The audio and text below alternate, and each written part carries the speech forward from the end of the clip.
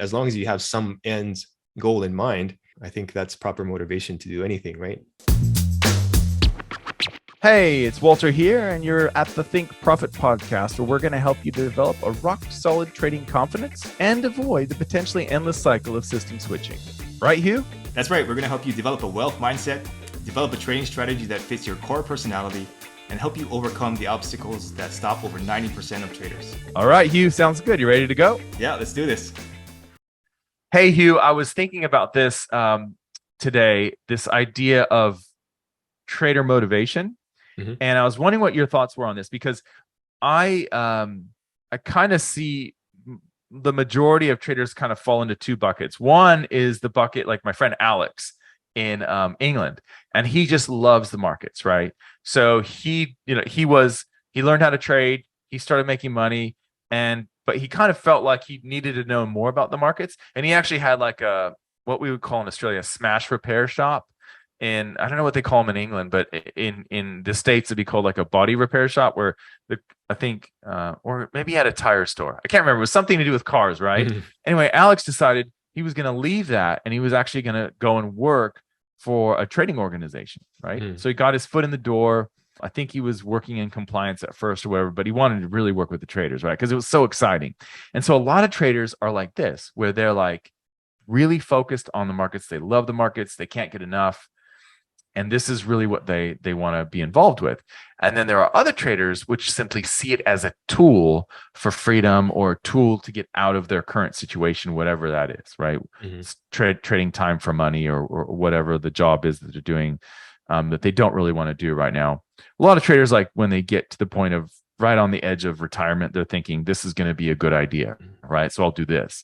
So I have a question for you. So my thoughts are like, what does that mean if you're a trader who is motivated by love of the markets and you just can't get enough of it, versus a trader who's like doesn't really love the markets, it's just more of a tool, this is just something I want to do?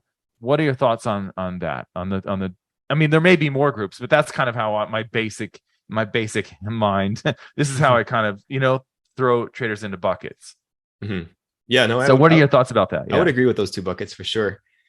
I think there's also a third bucket that comes later. It's like, I think ultimately a lot of traders trade for personal development.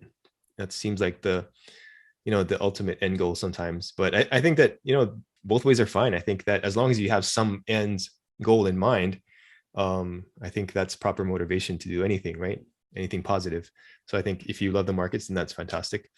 If you love saving animals and you want to create an animal shelter or whatever, and you want to fund that with trading, then that's fantastic too. I think that there's no right or wrong there. I think just that you have something to motivate you. Otherwise, you're going to give up really easily and you're going to go on to the next thing. What do you think? Yeah, I agree. It's I think either can work, as long as you have the will to put in the work and the hours, and there's a lot of testing involved in successful trading. And stuff that can be tedious for some people. I don't mind looking at numbers and data and formulas and spreadsheets and stuff like that. So that's okay with me. I enjoy it. So it's not a big deal for me, but for some traders that's a big deal, and that can be a turnoff. So they just want to get to the point where they're trading and they're making money, and so they want to shortcut that.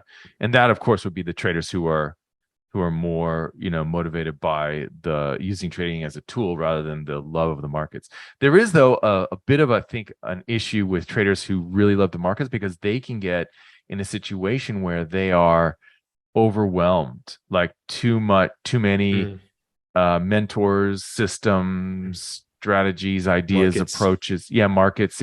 Yeah. So like there is the trader who will have a strategy or two, and then he'll see another trader who's doing quite well and just start piggybacking on there, or what I mean? They're kind of scattered and doing lots of different things because they're so involved and so sort of enmeshed in the market. So that is a risk, I think. Like we said, sort of the risk with the other group, the traders who are just using it as a tool, is that they'll just burn out and they won't be motivated to go through the work that's required. So it's kind of, both of them have sort of issues. But in the end, I agree, like, you in the end you kind of see the advantage of going through a lot of development as a person and how it changes you. So and helps you become aware of what you're like what your issues are and things like that come up with trading. So yeah, it's kind of cool that way, I guess. Yeah, no, I can totally relate to that first one of like getting too much into the learning part of it. So I would like buy a ton of books and totally dig into options, and then I would dig into like futures, and then I would dig into stocks, and then forex, right? And I would go down these long paths into these really like esoteric things and really like, you know, crazy trading strategies and formulas and stuff like that, when I should have just been practicing a strategy, learning a strategy and practicing it, right? So yeah, that I definitely can relate to that risk. Yeah, definitely. I was lucky when I was looking at books; they were all on stocks, like the technical analysis books, so or futures. You know, some of the old GAN stuff on commodities and stuff. But like, it was weird. Like, I just had I had the focus on forex, right? Because that's what my mentor taught me was forex, and then all I was trying to figure out was like the different approaches. You know, the technical. You know what I mean? So I just read when I came to Australia, I just read every single book, and I went into, I think I've told the story, I went into this little tiny library which was the size of my office basically now, and there was a really tiny, it was the smallest building. It was so funny, but they didn't have any books there, but they had access to interlibrary loans, so I would get these books from all over Australia. You had to pay a small fee, like a couple bucks, and I would get like 26 books at a time and take them home and just pour through them and try and figure out, you know what I mean? And trying to figure out how to apply this to the euro or whatever, you know, it was crazy. So it was kind of cool that way that I was focused on forex.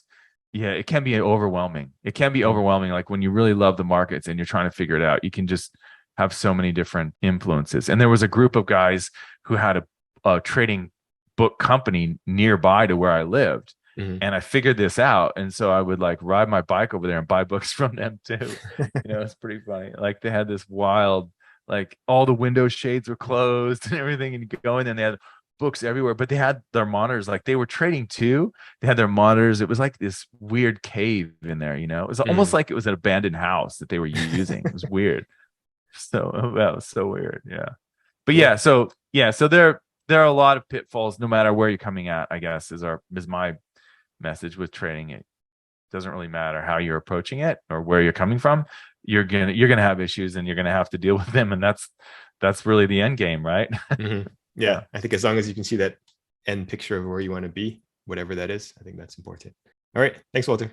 Thanks. All information in this podcast is for educational and informational purposes only and is not trading or investment advice.